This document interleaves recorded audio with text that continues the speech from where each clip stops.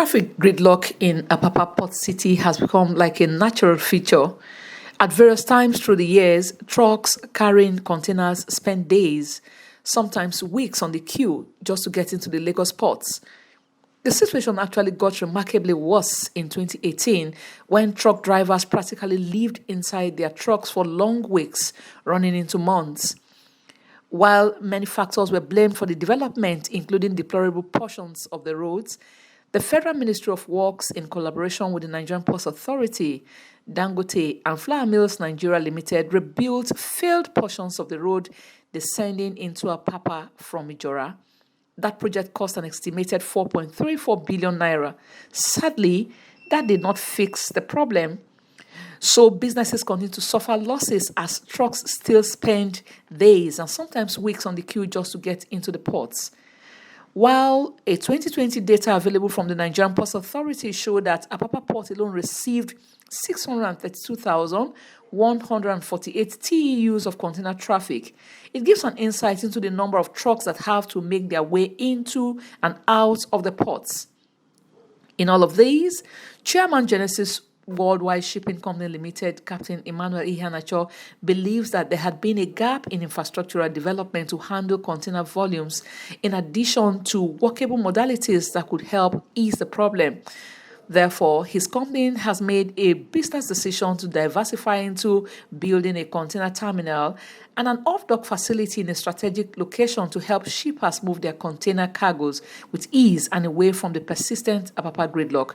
Iheanacho talks about this new project and how it will help shippers.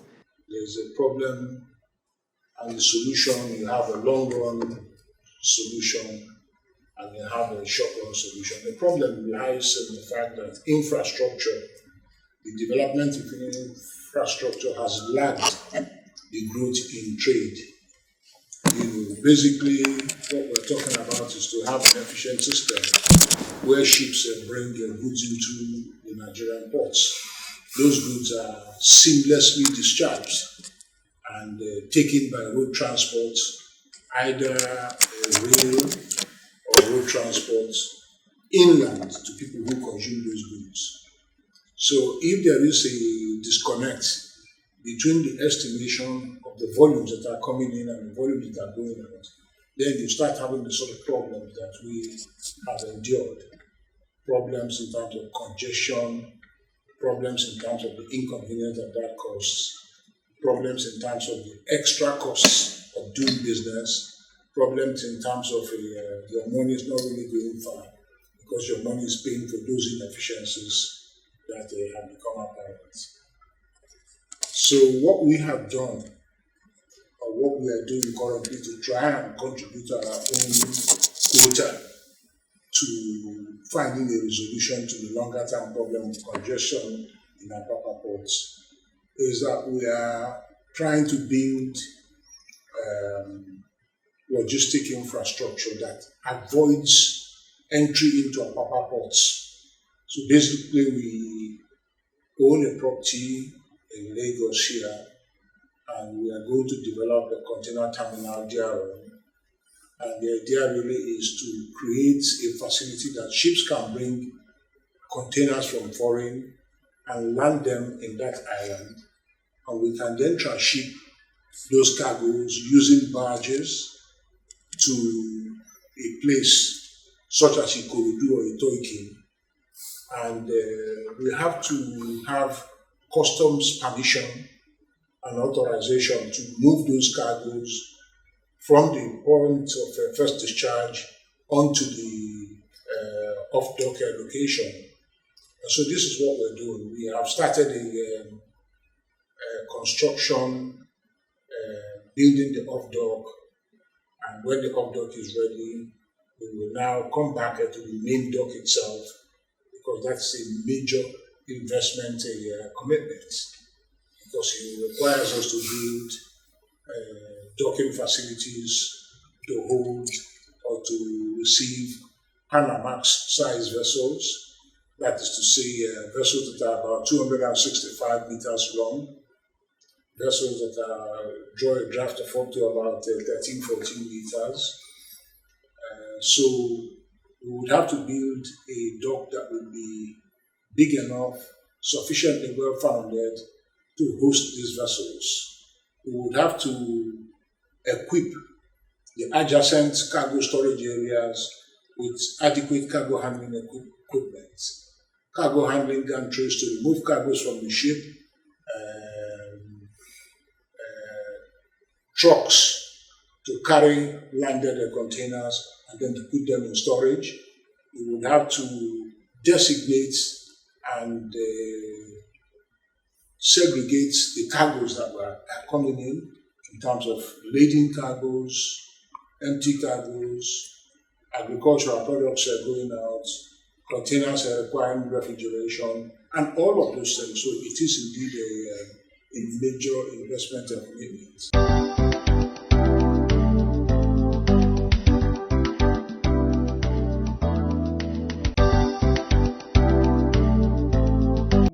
No, but we can't do it all alone, actually.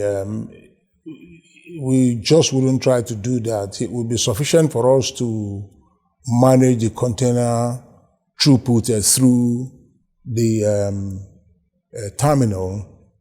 Then, of course, to move the containers, this is where we are different from what you see currently, because part of the congestion that you have in Lagos is caused by too many road trucks coming in and out of Lagos. So we want to avoid that entirely. We want to create a choice for the international traders so that they can actually have access to their goods without joining that debilitating queue that forms on an everyday basis, for people who are coming to do business at the ports.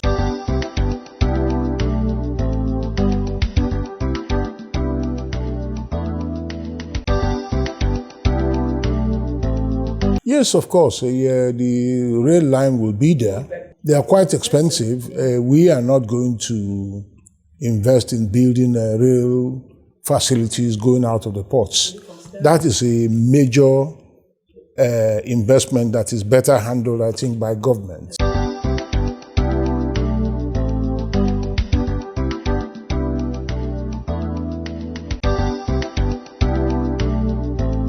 If there is a possibility that we could partner with the government in developing it, the good thing about such partnerships is government has the resources, can facilitate all the approvals for the development, and a private sector person really would bring in the benefits of good management, good and efficient management to try and get the very best from that type of investments. But our own structure as conceived completely and totally obviates or departs from the requirement for us to bring a truck from inland to Lagos. What we want to do is to subscribe to a more efficient use of our inland waterways so that the goods now will be transported first from a foreign ship onto our island terminal. We will then requisition the services of barges, and we will load out the goods onto barges, and we'll take the barges onto our terminal in Itoikin, and where we would have customs, all the different agencies that normally attend to import and export cargoes in the ports would be available. Of course, we will be equipped with prior authorization from the customs to move the goods under bond. So we'll move them there.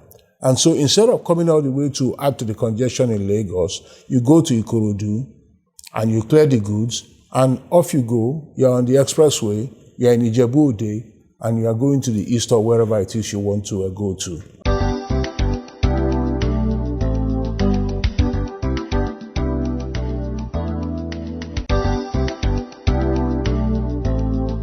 No, I know of a number of barge companies who are standing ready to do the job. So we will not get involved in the barging operation, certainly not in the first few years of the operation. We will not get involved unless there is a requirement for us to improve the efficiency of the movement of those containers. Then we could actually intervene by investing in our own barges. But in the interval, we intend to use barges that belong to third-party operators to move these cargoes.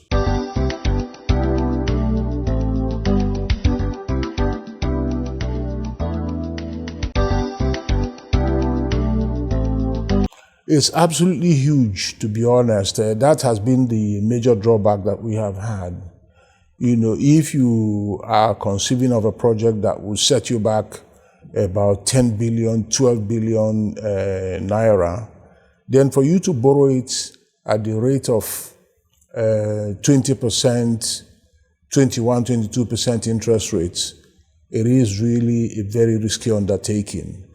But if we were to have access to special funds that are maintained at the central bank, real sector financing, which may be available to business people at single-digit interest rates, then it becomes something that really would very seriously look at. Bank of Industry is there, Central Bank is there, a combination of Central Bank and Bank of Industry. So many banks that you can get those resources from.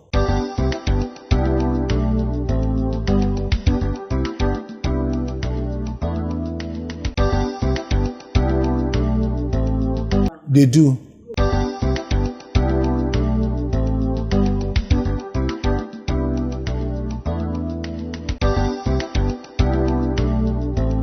No, we're looking at all of them. We are not really forced as to where we get the money from, but all we want is the terms upon which the money will be lent to us.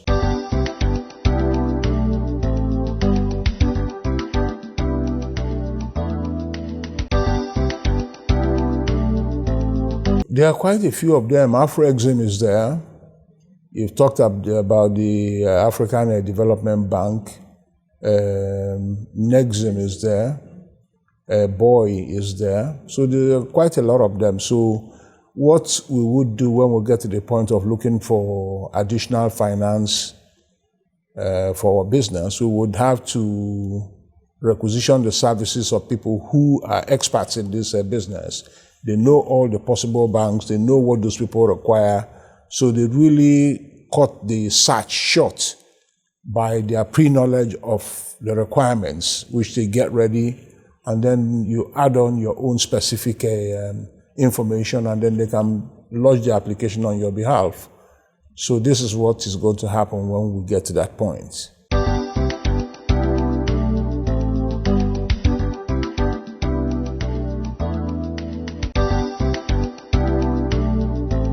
There are specific requirements for any of the approvals that you might want to have. Some require that you present yourself for proper scrutiny. And for instance, you have to have an EIA with respect to any of the physical infrastructure that you want to develop. And the job of the Ministry of Environment is to evaluate what you want to do in relation to what might happen when you do it in the environment. So if you take time to study the requirements from each of the agencies that you have to interact with, then you have time to prepare yourself and make sure that all those basic requirements are met. So it isn't an impossibility, not at all. You just have to be properly focused on what needs to be done, and then you do it. We haven't had any extraordinary problems in that regard. We'll sit down and say, okay, we want to do this.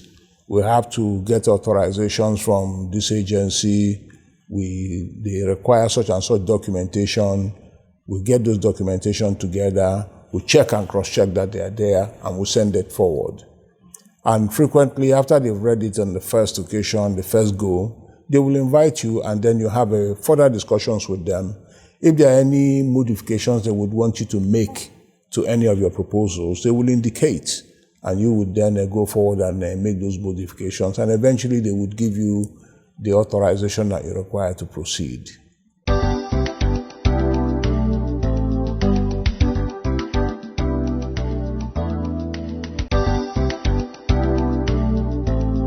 Yeah, well, whatever skills you require, that's the good thing about business. You don't have to know everything. So whatever skills you require, as long as you can define it, you can find somebody who has been there before. You can go in the computer and have a look in LinkedIn, and then you Google the skills that you are looking for, and you will see a lot of people who have done the thing that you want to do, and you contact them and bring them in, and then set terms for their participation in your development.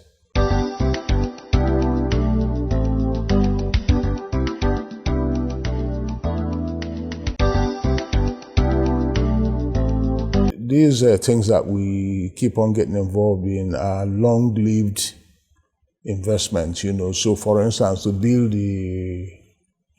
the main terminal, you will be talking about 1.5 years to 2 years, because it involves really serious physical construction objectives, piling, all kinds of things. So we intend to adopt a process of a phased developments. We're not going to start and say, okay, we're just going to continue until 1.5 years is ready. No. Once the dock is ready, once an area, laid down area is there, once we're able to afford a number of cargo handling equipment, we are there. So we start. And as we earn more money, as we operate, we continue to invest and grow the business.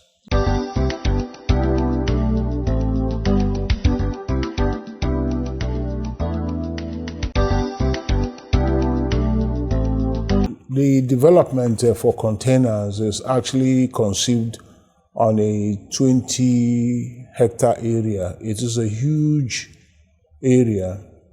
It has capacity to accommodate more than 10,000 containers in transit at any one time. And the interesting thing is that we have additional capacity for expansion and growth because of the way the whole thing has been arranged. So it really would contribute to a great extent to ameliorating the problems of congestion that we have in Apapa today. A lot of containers will be received and warehoused on the island. A lot of containers will be moved to and from the island. A lot of current traffic, in import and export of goods will be taken off from the roads, sadly from Lagos roads, and it really would create proper relief for the system, I think.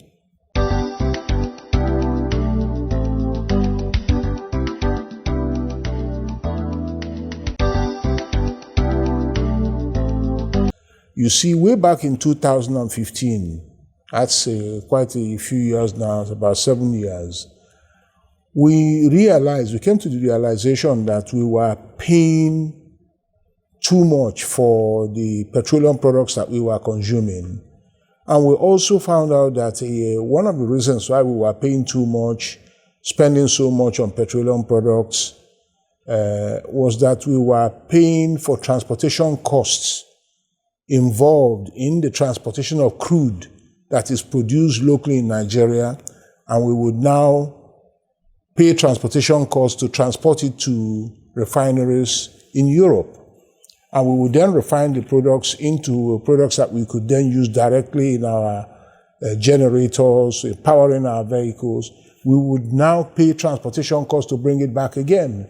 So we conceived of this idea that if it was possible for us to subscribe to a way of doing things where that cost was removed, both the export cost for moving the crude and the import cost for bringing, we would pay less. And that is where the idea came from. And the idea was that we could actually build modular refineries. And those modular refineries, the main business plan was refine crude oil that is produced locally. So many things will get the benefits, this cost benefits of removing these transportation costs. We'll get the additional benefits of Nigerians who will now be given the opportunity to work in these refineries, and who will now have the opportunity of acquiring the skills of building and maintaining refineries. We would have the benefits of a new technology that was going to be passed on to us. There are multiplier benefits to this, so we would now metamorphose. Instead of being a country that does not add adequate value to its goods before exporting them, we now become a hub for exporting finished petroleum products for our consumption, exporting for consumption to other nations in the African and West African area. So that is the idea. And we then went on to apply to the DPR at the time to give us a license to establish a refinery, which they obliged us. We had to meet certain conditions, and we met those conditions. And then we went on to articulate a front-end engineering, and we did, and we passed through. And we went on to further articulate a detailed engineering plan and design. And we got a license to construct our refinery. So we are at the stage where we have done everything that we are supposed to do. We brought in our know-how and knowledge in business management. We have requisitioned the services of consultancy companies who understand the market because they had to do a market research and report for us. We requisitioned the services of major petroleum and chemical engineering companies to articulate the business plan, the front-end engineering plan. The same thing happened with the detailed engineering plan, and on, and we've come to the point where everything that we are supposed to do, we have done. The only thing that we're waiting for is to find finance to build the refinery itself, because we estimate that given the location where we want to build the refinery, because we need to make a provision for building pipelines, infrastructure, building jetties, building other essential infrastructure, we understood that we needed to have available to us at least $138 million. So out of that $138 million, about 30% of that would be our contribution, by way of equity contribution. So about $40 million. Well, I would like to say that we have actually spent close to that, or it may be a little bit more than that, in terms of the things that we had to buy. We had to purchase the land, we had to purchase all the expertise, we had to do everything that needs to be done. So having done that, we need to get a major investor behind us who would either come in and support us with equity, but certainly we need to have a major investor who will come, just like the Nigerian National Petroleum Company did announce a short while ago that they were going to give full backing to the Dangote refinery by way of a long-term guarantee of crude supplies to them, by way of a guarantee of uptake of refined products, by way of a partnering with them. Exactly what they promised in the broadcast that they made. We are absolutely keen to partner with them, because once that is the case, we are absolutely home and dry. So we are hoping that very shortly we would have an engagement with the key managers and policy makers in the Petroleum Resources Ministry, and we are hoping that that critical linkage that we are looking for in terms of help in accessing finance to do this thing, we would achieve it.